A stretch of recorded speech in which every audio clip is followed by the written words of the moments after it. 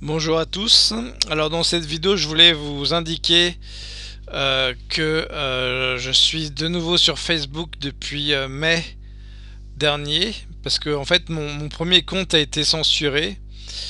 J'ai voulu publier une vidéo d'Alain Soral et Facebook a complètement désactivé mon compte sans sommation et j'ai fait appel, mais ça fait maintenant 4 mois que je suis dans l'attente et je pense que je ne récupérerai jamais mon compte originel. Donc j'ai créé un nouveau compte Facebook à mon nom propre. Je peux encore utiliser mon nom propre.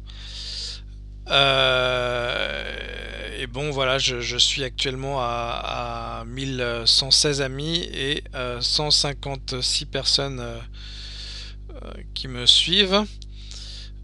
Sachant que c'est quand même assez difficile de retrouver le rythme que j'avais de 5000 amis et de 1000 personnes qui me suivent. Il y a des algorithmes sur Facebook qui nous empêchent d'avoir des amis assez rapidement. Et donc voilà, c'était pour vous dire que c'est là où se situe ma vraie actualité, plus que sur ma chaîne YouTube. Voilà, donc je publie quasi quotidiennement sur mon compte Facebook. Ma ligne éditoriale, c'est le nouvel ordre mondial et la fin des temps que nous vivons. Et voilà, donc je voulais aussi rappeler un article que j'ai publié récemment qui est important, le 26 août. Alors on ne peut plus écrire d'articles sur Facebook, c'est bien dommage.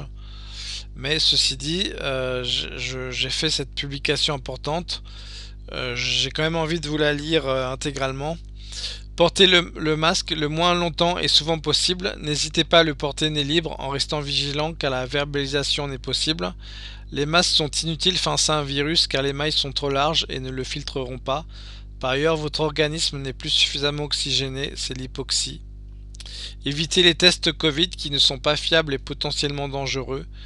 Si les médias nous bassinent avec une reprise de l'épidémie, c'est parce qu'on teste beaucoup de faux positifs et des asymptomatiques, mais aussi et surtout parce qu'on veut nous maintenir dans la peur pour mieux nous contrôler, notamment via des atteintes à nos libertés fondamentales, et nous imposer le futur vaccin. À propos du futur vaccin, refusez-le à tout prix, il sera strictement inutile d'un point de vue sanitaire, mais surtout ultra dangereux. Certaines sources bien informées nous alertent que le véritable agenda derrière la vaccination est le contrôle de la population mondiale via une identité numérique, c'est l'agenda ID 2020. Et la dépopulation de la population mondiale, c'est le premier commandement des pierres de Géorgie, les pierres guides de Géorgie, les Georgia Guidestones. Une humanité à 500 millions d'esclaves. Pour nous imposer le futur vaccin, les élites lucifériennes, déjà derrière l'opération Covid-19, libéreront dans la nature une deuxième souche plus virulente à l'automne. Cela permettra aussi de déstabiliser les élections américaines du 3 novembre par un deuxième confinement et un vote par correspondance par définition plus falsifiable.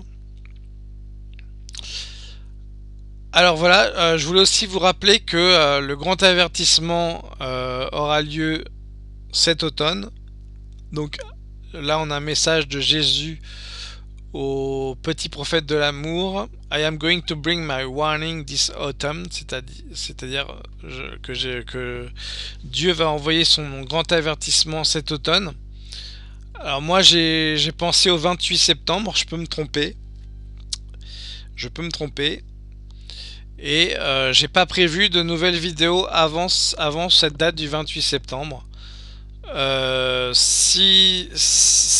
Enfin, quoi qu'il en soit, je publierai une vidéo juste après le 28 septembre pour vous proposer une chronologie de la fin des temps que nous vivons. Même si j'ai pu me tromper sur la date du 28 septembre, je me permettrai quand même de vous proposer une petite chronologie voilà, d'après mes différents recoupements. Et voilà, comme nous attendons de pied ferme et avec grande impatience le grand avertissement, hein, donc si c'est le 28 septembre, c'est dans 23 jours. ou cet automne jusqu'au 21 décembre, hein, eh bien il faut se rapprocher de Dieu le plus possible. J'ai fait une vidéo là-dessus sur ma chaîne. Ma dernière vidéo YouTube est sur ce fait de se rapprocher de Dieu. Donc, encore une fois, prier, prier, prier.